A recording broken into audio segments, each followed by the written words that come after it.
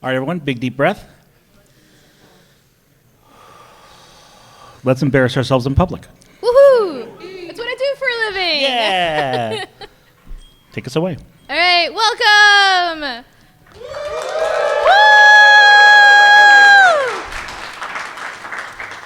This is what flavor of streaming is best for you. Woo!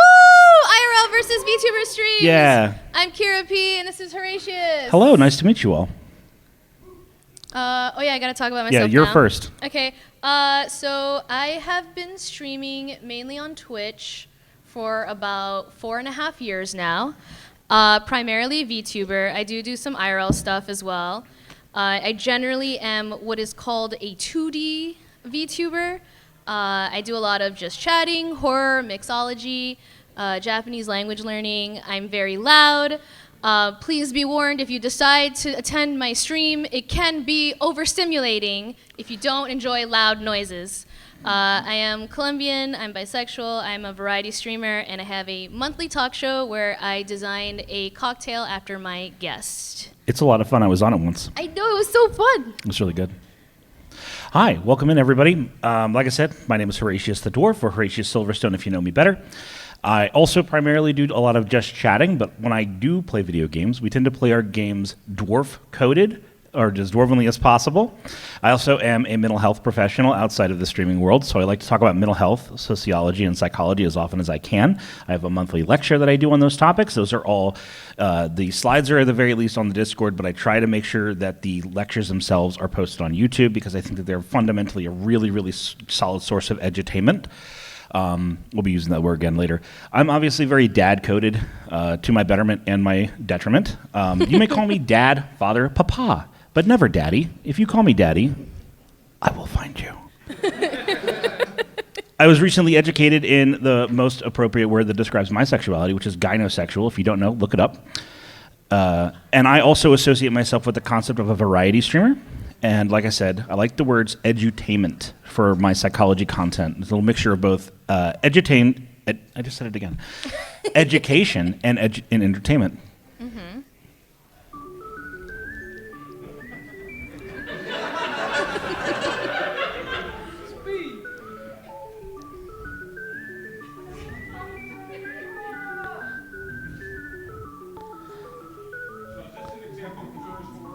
Yeah.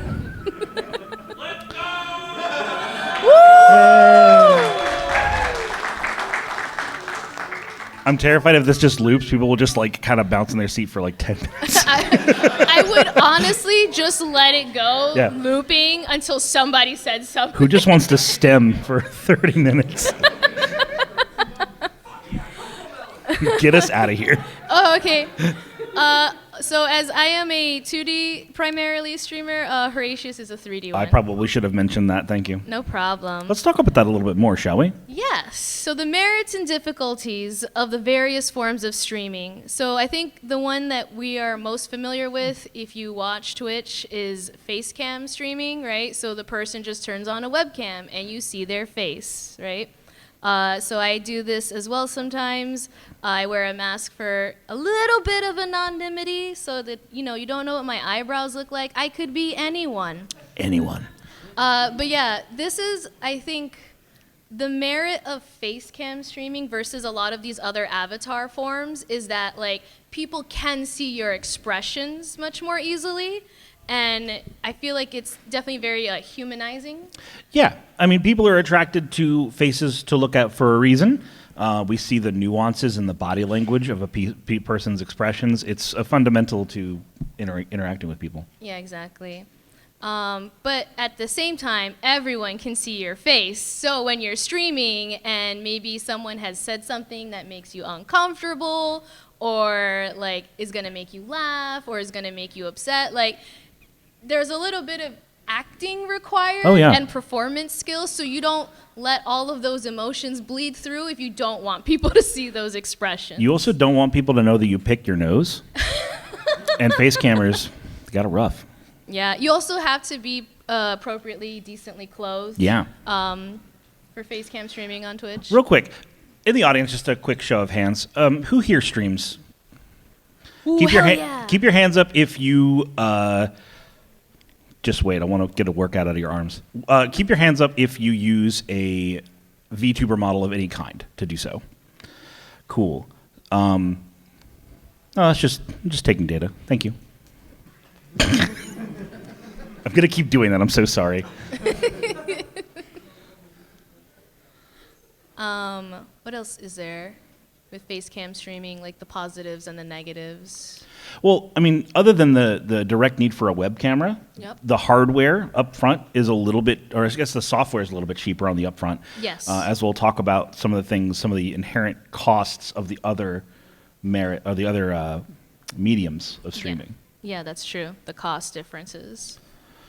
So I can talk about PNG tubing now, right? Yes. All right. So you can see in the top right there, we have PNG tubing. PNG is a file type, as far as I know. That's about the extent of my knowledge pool on that. But as I've been told, it's an image. And you can use that to represent yourself on a stream. Sometimes they animate. Sometimes they're just simply like a binary. Sometimes you use something as simple as like Discord Reactive, or what's the website for that called? Fugi. Thank you. And it's just very, very simple to set up. I would say probably the biggest merit to being a PNG tuber, as the term tends to be, is the ease of access to new models, new outfits for your character. You just have to know an artist or be one and never leave your tablet. But it's just one art project away from an entirely new look. And that's an incredibly appealing aspect of that medium, where I think one of the big things that pulls a lot of people into the VTubing aspect in PNG and 3D and 2D tubing is you can kind of pick what you look like. I can put on a different shirt. I can put on a mask. I can put on some makeup. But at the end of the day, I'm kind of going to look like what I look like, no matter how much effort I put in, unless I put in a lot of effort. Or I can pay someone, some money, and they can just draw me really funny. Yeah. You want to take on Tidu? 2D? One of the other merits of PNG, which you'll see as we talk about 2D and 3D, because there's a lot more involved, is when you are a PNG, all you need is the mic, right? And it generally can light up or not. It's all up to your preferences as you talk. So something I heard from a friend, they spent a lot of money on a 2D model with a bunch of toggles, expressions. It was very beautiful. And then shortly after they debuted that model, they went right back to PNG. And I was like, dude, you just spent like thousands of dollars on this. Why aren't you using it? He's like, well, I can't like lean back in my lazy boy at my computer with a VTuber 2D model. With a PNG, I can be so chill and relaxed in my chair. I don't have to worry about my expressions. It's just my voice. And I was like, okay, that makes sense. I get it. Yeah, and that it's ease of execution is the word I would want to use with that. With a PNG tuber, it's really easy to kind of have the max performance out of what you're putting on the screen. There's not a lot of piloting that needs to be done. There's not a lot of acting necessarily other than your vocal performance. And that allows you to do stuff like what you just described with your friend. Like you can kind of just like really chill back, and then you don't have to really, maybe you should lean into your microphone, but you can make it work. Yeah, exactly. So now when we look at 2D avatars, right, there is a lot of expressiveness that you have to convey. So when you normally talk to people and like you show happiness or sadness or anger, you don't really have to perform. But when you have a model, you're tracking your face, and you usually have to make a bigger expression than you do normally in like human to human contact. Yeah. So like if anyone were to watch me being a VTuber in my room, I look ridiculous because I can talk to you like this, but when I'm actually performing as a streamer and as a live 2D character, I'm like opening my mouth really big and my eyes are getting really big and I'm like moving around a bunch so I can make the raptor or the humanoid dance. And so I'm a lot more animated and performative than I would be if I were like a face cam streamer. Yeah, and so that like effort of execution goes up a step with 2D VTubing. The amount of effort that you have to do in to properly pilot what you're showing people gets even higher, and that's going to continue to be a bit of a trend. Yes, and that's something I think people need to think about when they choose to be a VTuber. It's like being a puppeteer. And so you have to think about it like you're puppeting your avatar. And then, so for some people, I feel like that's a really fun thing to explore with like acting and the performative aspect and the creativity. But at that same token, another aspect to consider is that these models can be very expensive. Extremely. Yeah, I mean, you can probably find a free to use one, right? Where you, like, if you're not making any money, I think it's usually like, once you start making more than $500 a month, I think you're required to have a license for whatever you're using. But then, of course, every artist has their, like, terms of service or policy as far as, like, if you're using their model, like, it's free to use or you can't commercialize it. If you are streaming and making money, you are commercializing that content. Yeah, I mean, you sign a contract with whatever platform you're putting things on, and there's a lot of legal ramifications for those decisions. You are building a company. Make no mistake, no matter what kind of streamer you are, no matter what platform you want to do it on, no matter what you're making, you are starting a business, and it's rough. So know your laws wherever you are, please. Yeah. But with that, there are, as I said, like free models you can find to use, especially if you're just like a hobbyist and playing around with the idea, or you're just using it like to do D&D online with your friends or something like that. But then there are also cheaper ones that are like pre-made and you can customize them. And then you go on to actually commissioning an artist to customize your model from zero. Yeah. And so that can be as inexpensive as it's your friend and you paid them $200 to spending like over $6,000. Which is something that I have heard dozens of people do. Yep. And I'm going to kind of break our flow of like what we're supposed to talk about in what order, but this is like a big deal. If you get into this and you're like, I really want to stream, don't empty your savings account to start. Start first and see if you like it, and then give it a proper go with some funding if you have it. I think it's the same thing, like when people ask me for advice about streaming, I'm like, have you touched OBS yet? Touch that software program. Do you even like using it? Because if you find that frustrating, everything will be kind of that, like, it's only going to get more difficult, yeah. Exactly. Can I talk about 3D? Yeah. All right. Yeah. So this is my realm. I've been 3D my entire time. 5 years of streaming now, as of December. Thanks. So 3D is a really, really interesting middle ground in some ways, with the difference between face camming and being a 2D VTuber. In 3D, because you have that third dimension, there's a lot of the same like exaggerated expression that Kira pointed out, but also there's things that you can be subtle about based on your tracking. So, but also you get to see that very like almost human expression shift. If I was performing with my model, I'd be able to showcase like an eyeball twitch if something just very gently ticks me off. And then, you know, hopefully they didn't see it, but they probably did.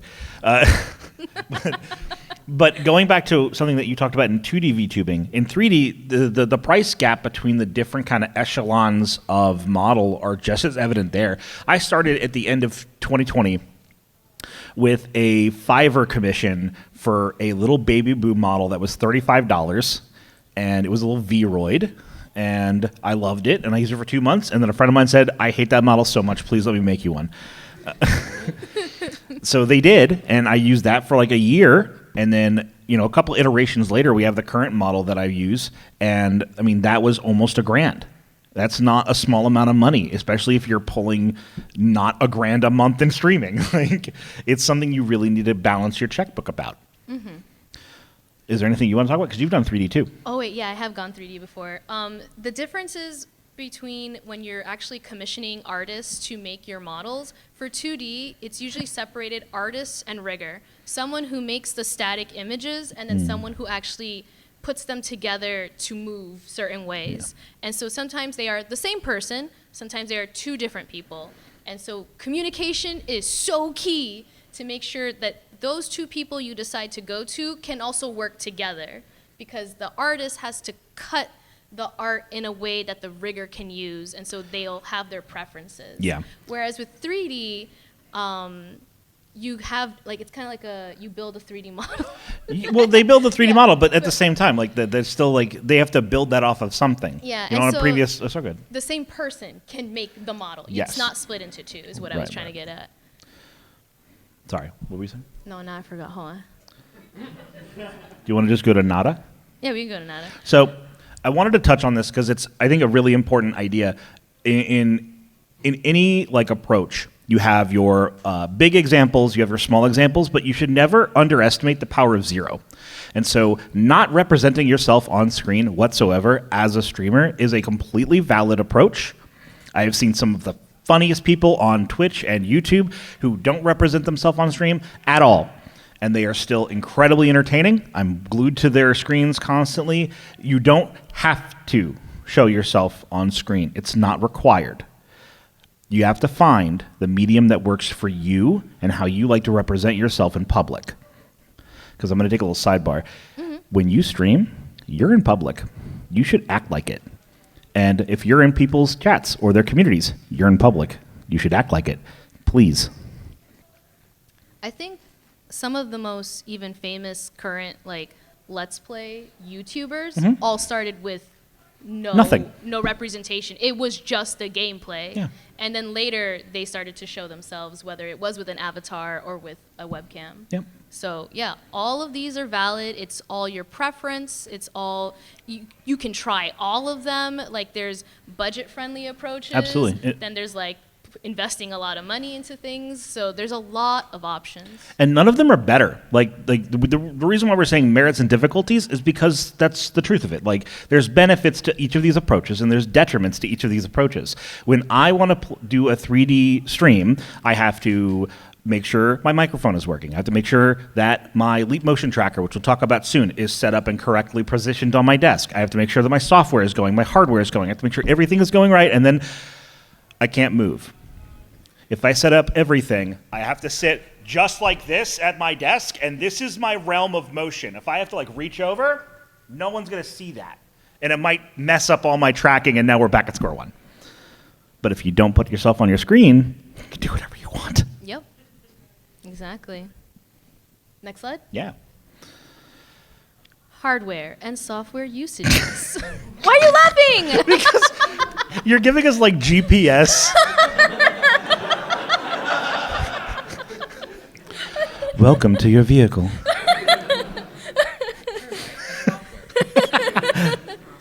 Oh my god. Okay, so at the base, right, we need OBS. Yes. Do you remember what OBS stands for?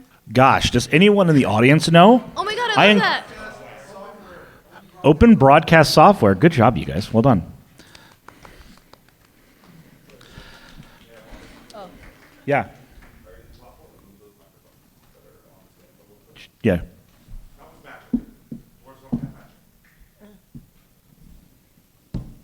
Is that better? Is that better or worse? Is this worse? Put it sideways. Is it right here? Is that good? Could you Okay, cool. put it sideways? Sideways? They're not on, so they won't like. Yes. But I just want to be gentle with their equipment because I know friends who work for this con. They will beat me up. All right, OBS. Yeah. Oh wait, were you supposed to take this slide? You already did. Go. All right, cool. We don't talk about microphones in this panel because we're just focusing on the visual aspects. But yeah, you just need OBS and then a camera, but that's only if you're deciding to do any of the options that weren't putting yourself on the screen. Right. Your camera options can be an iPhone, a webcam, or an actual camera. This is what I use every weekend. Yeah, this is what I use. I have a refurbished iPhone because I hate Apple. And then I used a webcam for a long time, and then I upgraded to a Sony mirrorless camera. High quality. So, yeah, so I use a combination of things. Mm-hmm. All right. All right, PNG Tuber. Let's talk about that a little bit. We sort of dipped our toes into all the things we're about to discuss in a little bit more length. PNG Tuber is, like I said before, PNG is just a file type. I don't know what it stands for, and I'm sure plenty of you do. I don't need to know. I don't care. But you could also... Sorry, that was mean. Carry on. You could also use Discord Reactive, which is the thing we mentioned earlier. It's a website, very easy to use, very easy to plug in a bunch of images, and it will work immediately. One of the things about that, though, and I forgot this multiple times, and it's embarrassing every time, if you are on stream by yourself and you want to use Discord Reactive as a method, you need to make sure that you're in a Discord call. Yeah. Who want it? Go ahead. Or you can set up a channel in a server and then just be in it. With a show of fingers, how many minutes do you think it took me to remember that small factoid recently on stream? A lot of 10s. Great confidence, you guys. Wrong. It was 15 minutes. You were doomed from the start. Ow. Oh my god. Do you want to talk about VideoTube? Because I am aware of what it is. I know it exists, and I don't know anything. It is a free one, as well as Discord Reactive. Oh, wow. I don't know about PNG Tuber Plus specifically. I think that one's a paid one. But Discord Reactive and Veodo. Oh, thank you. Okay, Thanks, so they're Moss. all free.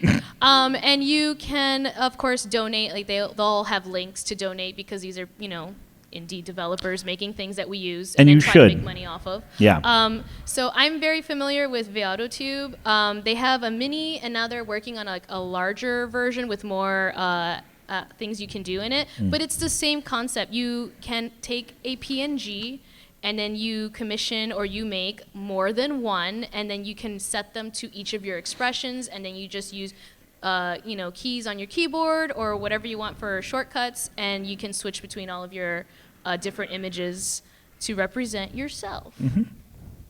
I like it. Good. I have nothing else to add. All right, cool. 2D. So this is the one I'm most familiar with because I use it every day. So I think if you remember earlier, I had I have a dinosaur and a humanoid character. My dinosaur, when I first started streaming, because I was doing it as a hobby, because I was a high school teacher, and then I would come home on Wednesdays after school, open a bottle of wine, play new Pokemon Snap, and be a dinosaur. And that dinosaur on the screen is the one I used. It's a pre-made. I think I paid $40 for the license. And then I was like, well, I want to customize it. And so there was a rose. I put a rose on it. Bam, Kira P, Raptor Girl was born. And so I used that for a long time. And everyone thought it was 3D, but it's actually 2D. This program still exists, but it's not very good. But I'm letting you know it exists because it is an option. I think generally this is going to sound so cringe, the industry standard, the industry standard is VTube Studio. And so most people create those kind of avatars for this program specifically. Yeah. And that burger was really good.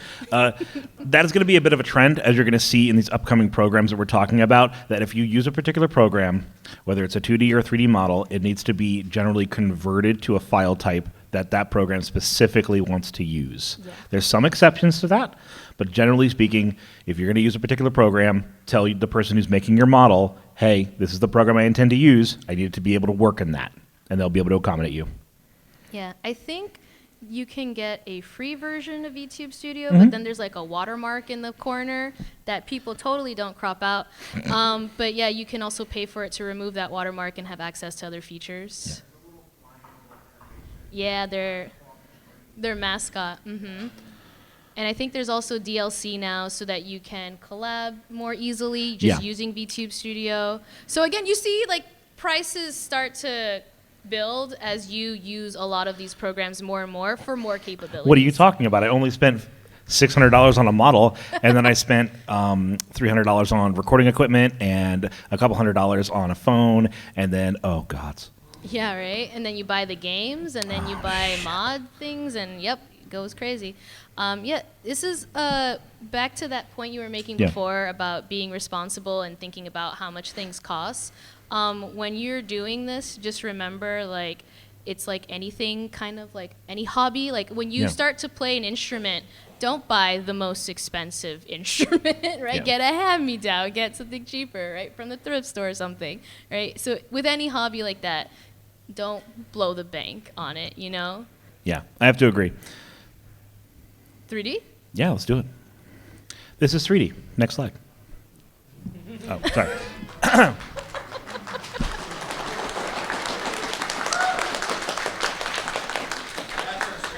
I'm gonna say this to just impress my wife. Brevity is the soul of wit. Okay, so welcome to 3D. We have a bunch of different things to talk about when it comes to 3D. One of the first is a software choice in VCFace. I used VCFace for 5 years. I literally stopped using it in early December last year. It's a great program. I debatably recommend using it. However, it is, I believe the appropriate way to say it is it's dead software. You can bring that up. Come on.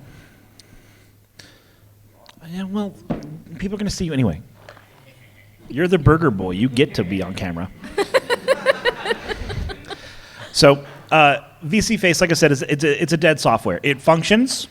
It totally works just fine. I'm actually incredibly comfortable with it. I stayed using it far longer than I should have. I saw all my friends and my contemporaries moving off of it onto new software, and I was like, no, I don't want to learn a new program. It's butts. But it hasn't gotten an update in like 3.5 years. So eventually, it's just going to stop working, and everyone's going to be like, yeah, man, you stayed on a sinking ship. You drowned. Sorry, that's the deal. So the two main competitors, I use only one of these, is Vignan and Waterdo. I use Waterdo, and it's wonderful. It has incredible features available, one of which that I don't know much about, but my friends think is hilarious, where you get to put your model in there, and then you just input a dance. And your model just dances, does the whole thing. I don't have to move. It's awesome. But it's complicated, and I don't understand it, and those things scare me. But Vignan has very similar features. There are some differences between the two programs, but I personally would recommend using Waterdo. It is available on Steam for those of you who use such a platform. Let's move on to motion trackers. Thanks. So there are a bunch of different motion trackers. I'm going to talk about just a couple of them, particularly ones that I have some experience with. But there are so many more options, and I recommend that you look into them. The first one I'm going to talk about is what's called a Leap motion tracker. It's that top left picture in the slide. There's this adorable little silver brick that sits on my desk and faces me and has seen all of the horrible things that I have said. It is there to track my hands. It sits right here. And as I was saying before, if I reached out, my model goes, I don't know what to do, man. But it tracks your hands, and it's really, really good at it for the most part. It's really, really apt at controlling all of your digits, so it enables certain gestures. I think at this point, actually, I'm going to share with you guys a conspiracy theory. I think all of my riggers have systematically broken my models' middle finger. I have never been able to flip off my audience once, and it sucks. Every time I go to flip my audience off, they get this. It doesn't track. Yeah. Why are you looking at me? I'm not your parent. Can I?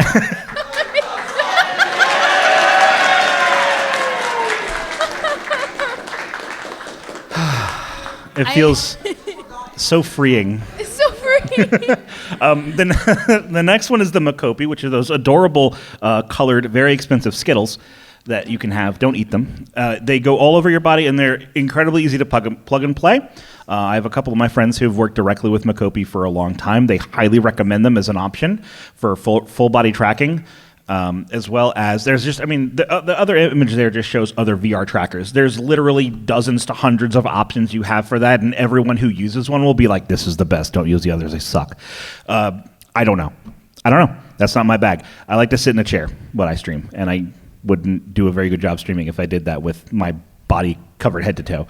So I only use hand tracking, but there are plenty of people who do incredible work with full body tracking. I could list dozens, and it doesn't matter. We don't have the time for that. But look into it. I recommend it. It can be a really, really awesome way. As you can tell, we both gesticulate a lot when we talk. So having hand tracking is super important for me. It might not matter to you. A lot of people, it doesn't matter to you whatsoever. You could use a program like Waterdo and have all these cute little pre-planned full body animations that you don't have to do a damn thing to achieve.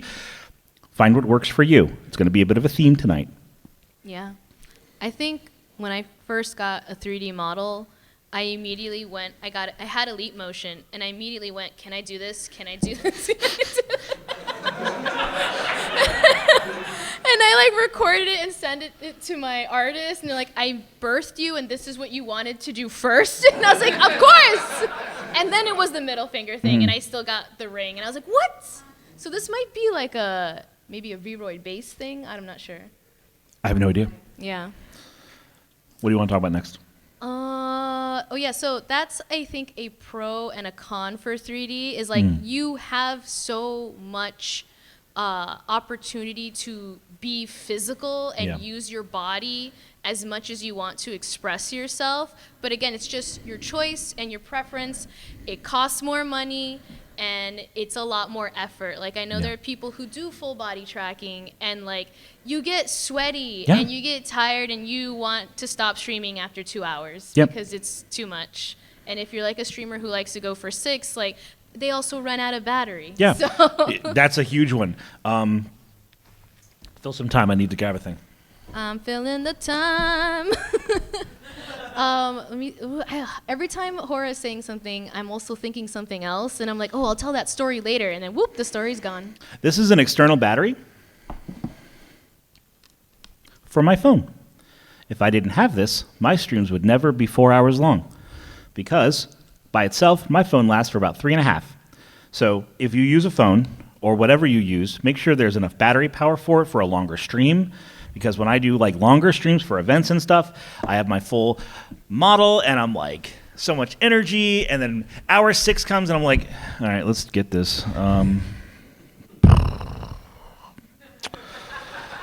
Oh, my phone just died. Why didn't anybody tell my model wasn't moving? The difficulties mount. I have found this issue sometimes because, you know, even with Live 2D, you have the iPhone for the face tracking. I don't think we said that. iPhone is very much preferred for face tracking Yes. because they have that proprietary. It's the ARC. Yeah, the ARC kit, Yeah. which has like very superior face tracking. So it's if you want like high fidelity facial tracking, like face expression tracking, then you'll definitely want to get an iPhone. Stop! Oh, I thought you were laughing at me because I said facial. No, I'm having burger. Okay.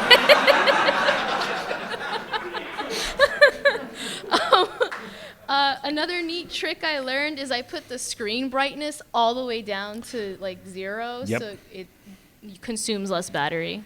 Yep. And in addition, when it comes to using your phone for tracking, you need apps or softwares on your phone to do that. Your phone's not just going to be like, oh, you're a VTuber. I got you. No. There's additional prep and setup for that. I keep seeing hands in the audience, and I appreciate those questions. We have a whole Q&A section at the end. I got you. I think I had to buy VTube Studio twice. I think it was for the computer and for the phone. That sucks. Yeah. Yep, it's expensive. Focus topic, category streaming versus variety streaming. Do we have a slide for that, or do you want me to just talk here? I think we go to this one. But Yeah, do you yeah, wanna yeah. go there? No, not yet. Okay. Let's wait. Okay. Waiting.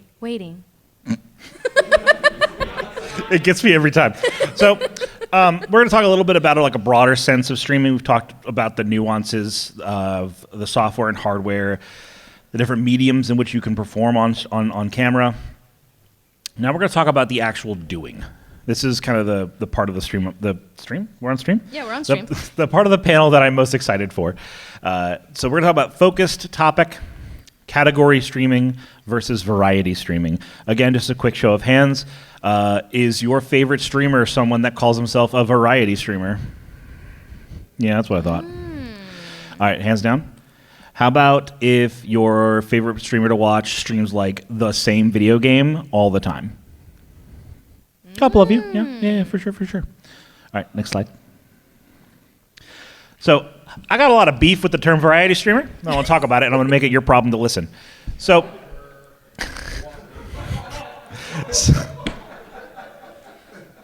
thanks, Burger Boy. So a variety streamer is and isn't, and this is, we're going to get into like personal biases and personal opinion territory. A lot of the stuff we've been saying up to now is like pretty observable fact, or at least, you know, anecdotally so. But this is pure my opinion, and anyone could disagree with me, and I won't care. A variety streamer is a person who does not just do one or two things. I think this is my opinion, like the way you should approach being a variety streamer, where you do a little bit of this, you do a little bit of that. Maybe you have like a family of things that you like to do, but not just the same thing. There's plenty of people out there who will stream Dead by Daylight every single day, every single week, every single month, for every single year until they die. I don't know how they do it. Power to them. A variety streamer, however, is not someone who has zero streaming identity. And streaming identity is something that we started this panel talking about. Kira introduced herself and talked about the things she tends to stream. I opened myself here and told you guys what I tend to stream, because I want you to know, as a viewer, if you come to my stream, you have to roll the dice of what I'm going to be performing, but there's not that big of a pool of dice. There's some consistency there, and that consistency is really important because, I don't know, when I turn on my TV and I go to a particular channel, I kind of want to be able to know what I'm going to find when I turn it on. And that's my whole spiel. I'm sorry. Why are you sorry? Because there's enough people out there that are like, I have opinions and you're going to pay attention. That's never been my thing. I thought you said it was only about your opinion and you don't care. And I'm backing down because I'm a coward. What do you want from me? I feel like this makes a lot of sense, and this is something that people have to hear because it is a term a lot of people use within the streaming community. Like, I'm a variety streamer, and then whenever you've ever watched a collab, right, like a bunch of people streaming together, and they're like, oh, let's do introductions, and there's always someone who's like, hi, I'm Kira P. That's me. And it's like, yeah, but what are you about? Yeah, what like, do you do? And the thing is, like, we'll touch on this later, but like whether you're a hobbyist or you're taking this more seriously and trying to build a career or a brand out of it, like, people kind of need to know what is like the elevator pitch. Yeah. What do you do? However, with that being said, you don't need to know that from the get-go. Right. It's like when you ask a high school student to choose their life career path at like 14 and they're like, I don't know, I'm going to be a lawyer. And then they're not a lawyer. Kira P. Raptor Girl crushing children's dreams, 2026. I'm just saying, like, I think when I left high school, I wanted to be a veterinarian. Right. I didn't become a veterinarian. Yeah. I became a high school teacher and I taught English, and now I'm a VTuber. Yeah. So the thing is, like, you can explore, right? So go play Dead by Daylight every day for the entire first year that you stream, get tired of it, and be like, okay, but what else do I want to do, right? Yeah. And start to form your identity around maybe a genre, maybe a style of streaming, right? A lot of people like focus on like maybe like what types of redeems and automations they have on their stream, how much community engagement there is. Like, there are people who sit in just chatting, and they're just chatting, but there is some kind of consistency. Yeah. There's a niche. Like, they talk about certain things. They do like they watch like the meme review thing on YouTube and like react to it. Yeah. Like, there's a lot of different flavors of streaming, and you make it your own. And it's okay if you don't know what that is. Experiment. Try a lot of different things, and then you will find what it is that you like to do as a streamer. Yeah, because variety is the spice of life. You could genuinely, like, talking about what you were just saying, like about this theoretical Dead by Daylight streamer. I love Deep Rock Galactic. Shocker, I know. Rockin' Stone. For Carl. But I love that game to death. Played it when it was first available on Steam. I was like, I love dwarves, obviously. And then I played it on stream every week for 2 years.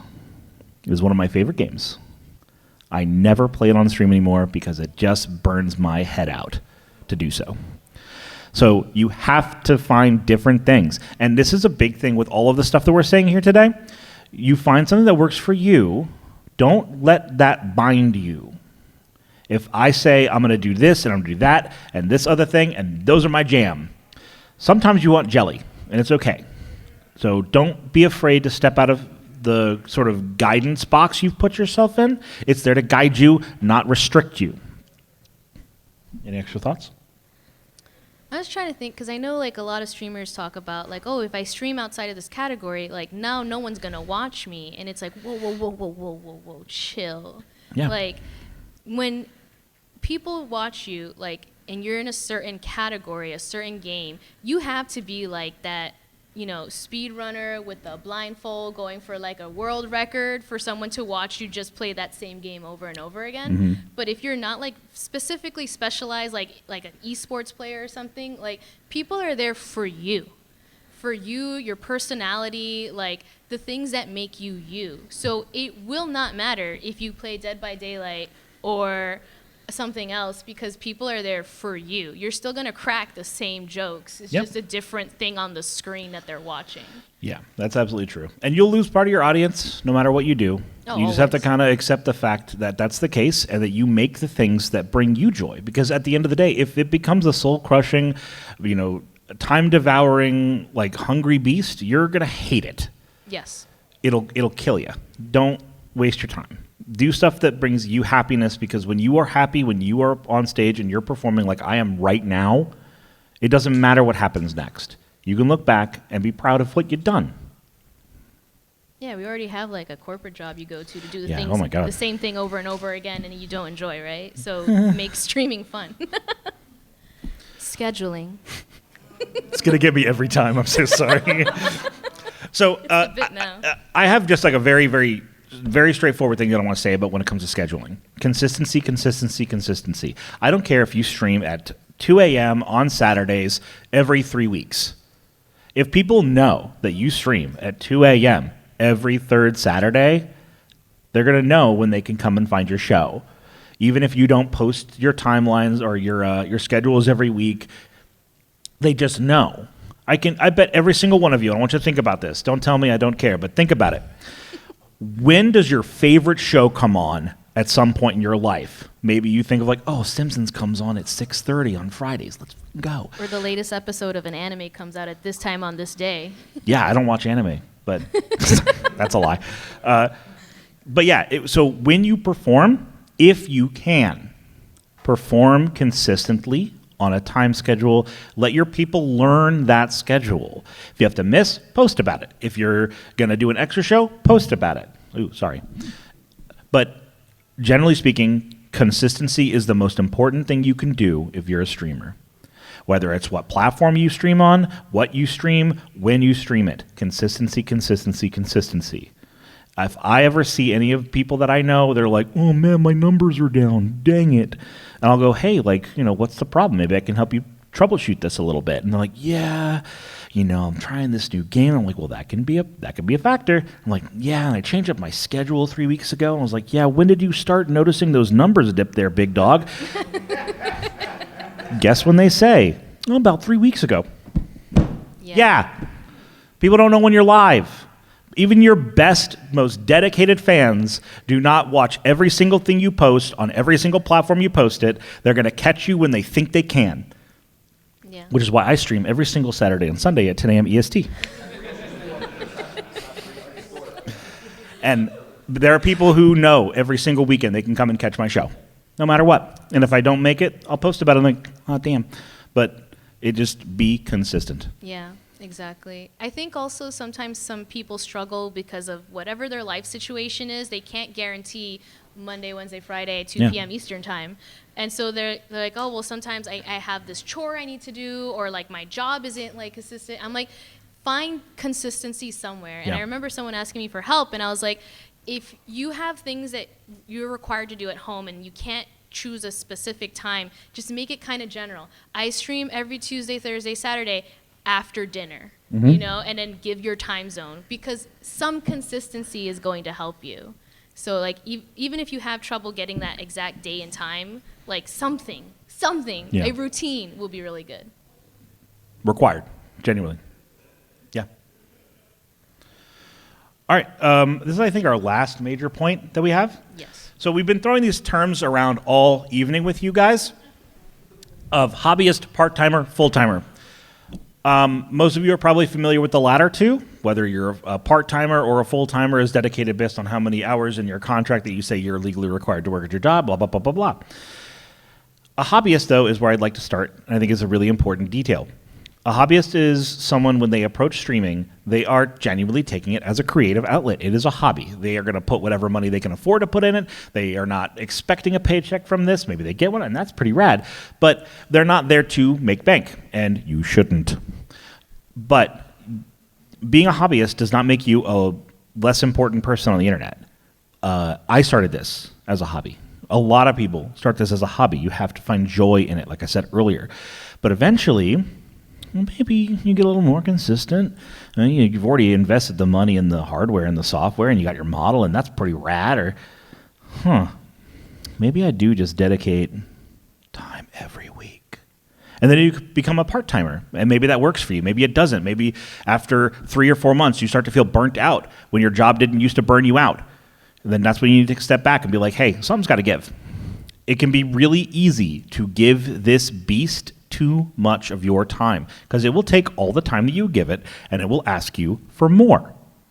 So whether you're a full-timer and that is your job, like my good friend here, or you're a part-timer, such as myself, or you're a hobbyist, understand what you want to be as a creator and try to stick to that. If you want to make the choice and shift up or down, no shame in that. Do that if you want to.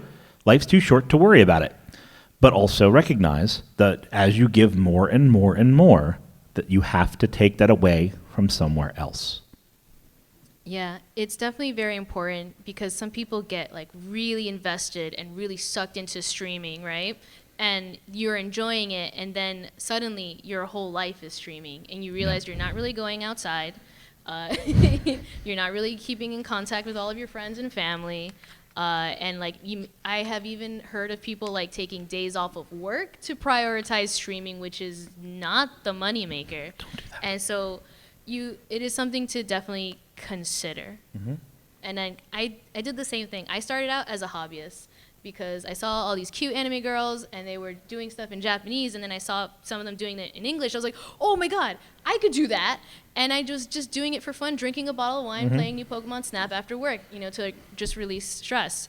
And then I started to gain an audience. And then eventually I got a paycheck from Twitch, and I was like, wait a minute. We could build something here. And so like I started to expand, like, remember, you can't put all of your eggs in one basket, right? So when you are creating things online, like it's like running a small business, right? So you're trying to like leverage anything that could be a source of income for you, and then you can start to like upgrade to full time when you realize that you start making more money on the internet than you do as a public school teacher. Not a high bar. So yeah, when you see it start to like equal out, like you could stay part-time, right? Because now like streaming is your side gig and it's a supplemental income. But if like you want to like go 100%, you're like, I believe in this. I am, a creative. I want to express myself. I want to bring like these creations to life and share them with the world. Then it's like, okay, now maybe it's time to invest going in full-time. Yeah, some people do sensible things like, hustle apps like Uber, and some people want to be an anime person on the internet. Yeah. Find what works for you. Yeah, and I think I kind of touched on this earlier. It's kind of like any creative field, right? Like you want it to be like a traditional actor, like, the Hollywood method. You want to be like a rock star. You want to be a famous singer, artist, all that thing. That's kind of the same thing with streaming. It's going to be really, really hard and not make you a lot of money for a really long time. So it needs to make you happy. It does. Yeah, if you're going to devote so much time to this, like you have to surround yourself with people who are like positive, going to support you, like, and that you're doing what you enjoy doing. And you make new friends. I'm looking out and I see people that I would have never have met had I not started to do this. I'm on the stage in public, guys, this is pretty cool, with a very, very, very funny lady. And I would have never have met this person had I not started creating things on the internet. So thank you. Thank you. Yay.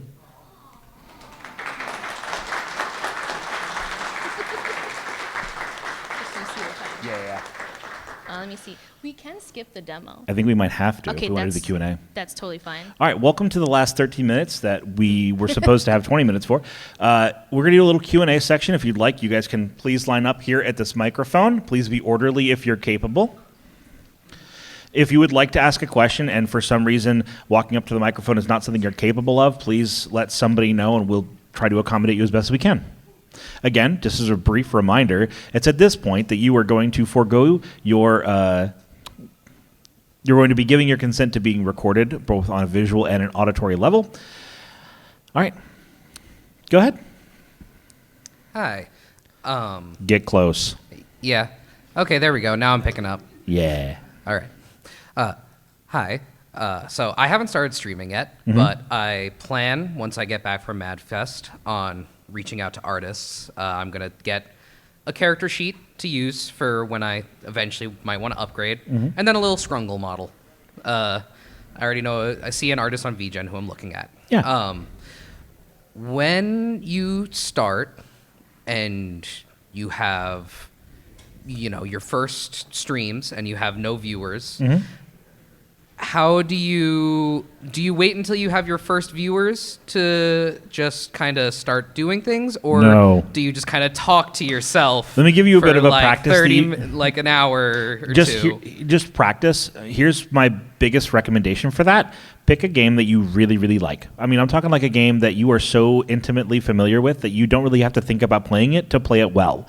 And then sit there without anything recording, nothing on, just you and yourself vibing. Turn the game on and just sort of talk about either what's on screen or whatever the you want while you play it. And then after about 30 minutes, that you did it. You just did it. And then you turn stuff on and then you do it again. And it becomes easier and easier and easier. Do you have anything you want to add there? It's gonna feel so cringe and awkward Yep. when you start, because I started, like, I raw dogged it, right? Like, I went onto Twitch, I didn't have any previous following from anything, right? I was streaming to 0. I actually had a friend, I was like, hey, can you like just be in the chat and say something? Right? And she would. But generally, I was streaming to like 0 to 1, right? And it is just that, like, learn to practice the skill of not shutting the fuck up. And that's the skill that you practice. And it's so good to do that when you have like single digit viewers to 0, because it's like less embarrassing, right? Like, I think it's always better to mess up with less people watching you than more, right? So try everything, say whatever you want, like make all the jokes that you want, and just practice and get comfortable with hearing yourself. Yes. Just talk ad nauseum. Thank you for your All right. question. All right, thank you so much. Can you come I over here? Oh, yeah. I want you to have a thing. Oh, thank you. Thanks for being brave. Thank you. I look forward to adding a new dwarf to the pool. Yay. Get a sticker. Thank you. Welcome. Yo, what's up? How you doing? Good. Get close to the mic. I am close to the mic. All right. I am very tall. There we go. How you doing? Good. Pretty good. So my question is, how did you deal with, I guess, seasonal or yearly burnout when Ooh. you're streaming? So, like, say for example, you haven't streamed in like a month, and your audience is like, "Where did judo go Yep. to?" This is a perfect question. I'm sorry. Do you No, want to continue? no, please go ahead. So I haven't streamed in over a month. Oh, you too? Because I went on vacation. Because when I feel the seasonal or yearly burnout, I generally try to plan a break around whenever I notice that income is already going to be pretty low. Yeah. And when is it pretty low? The holiday season. So it's fine to take a break. I know so many people are really scared to take a break. It's fine to take a break, but you need to communicate that.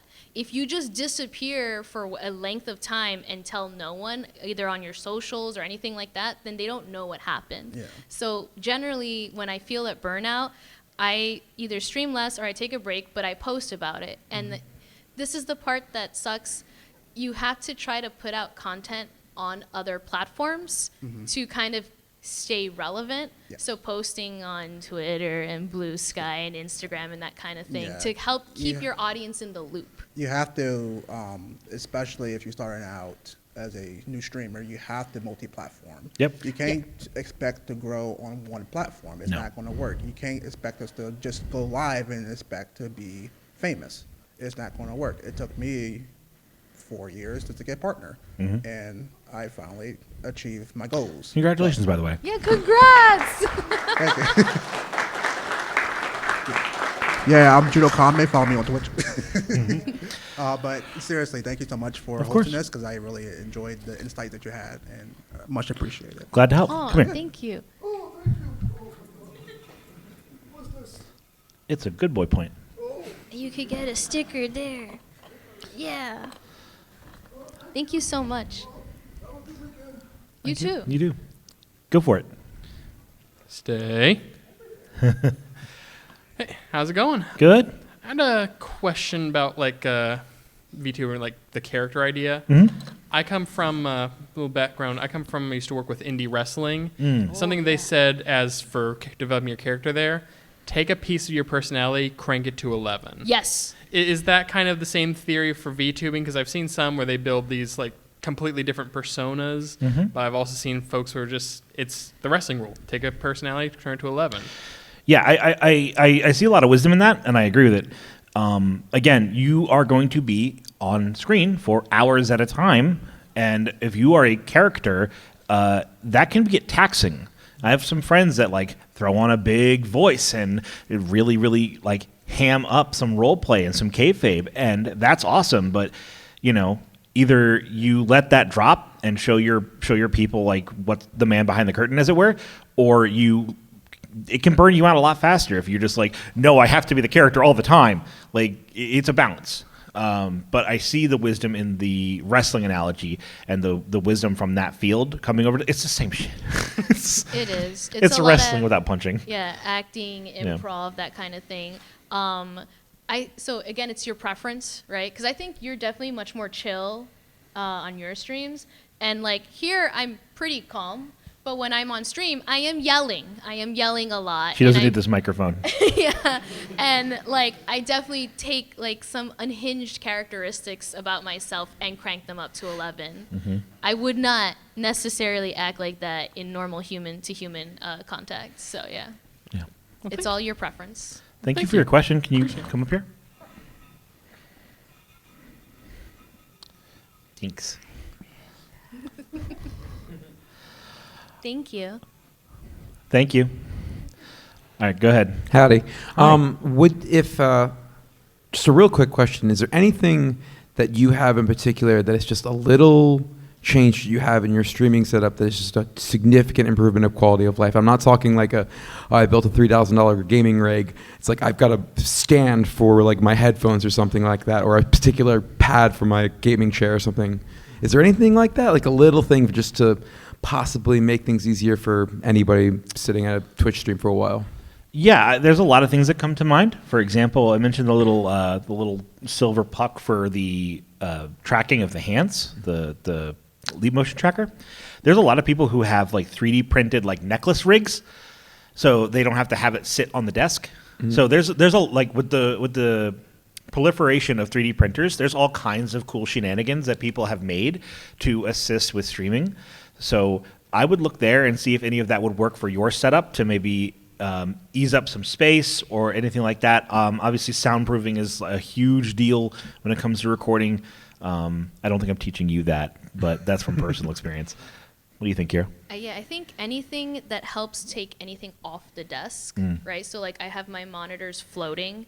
So because I do a lot of mixology and I make drinks and stuff with a webcam, hand cam, and I have like the stream deck for my toggles, I have my phone, I have my mic. There's a lot of things that should not get covered in booze. So I actually have a specific like plastic hard koozie that suctions to the table so I could put a can in it so I'm less likely to spill things everywhere.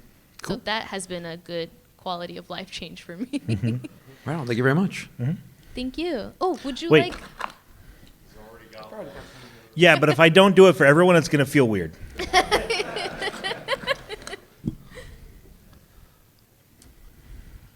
Hello. Hello. Hi. Yes.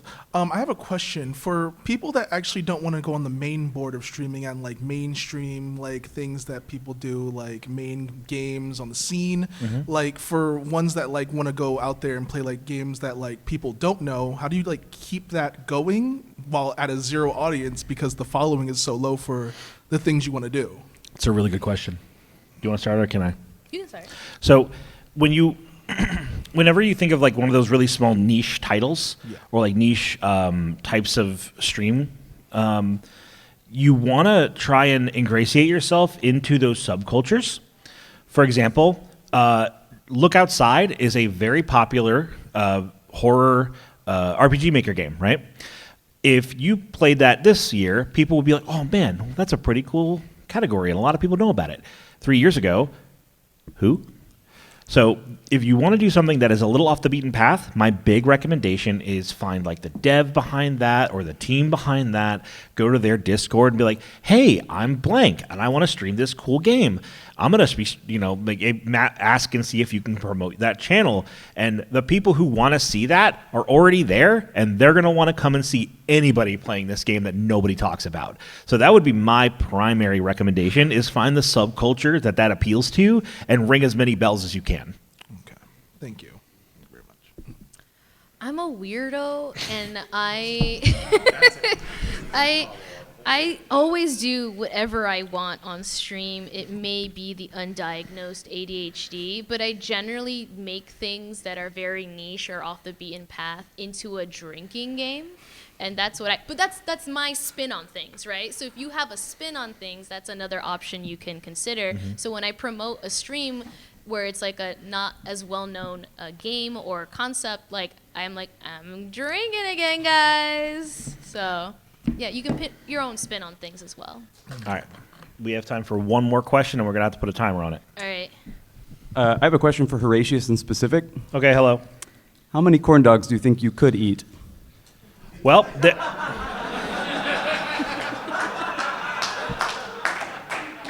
for the knowers, I've recorded myself eating 8 in a single sitting. Kira, you've done 7 totally legitimate full-size corn dogs. I sure did. Yeah. Yep. But how many I could? Let's say 10, and I would hate it for days. Thank you for your time. Yep. All right, I got 30 seconds. You got it? Yes. Yeah, go. This is a question for Kira. Is salt a rock? Get him out. Get him out. Get him out. What's the right answer? None. Yes, it is. It's an edible rock.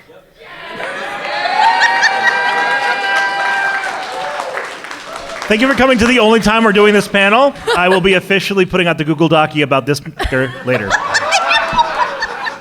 Thank you all again so much for coming out tonight. Please have a great rest of your MAGFest. Take care. so much. Follow us on everything. Bye.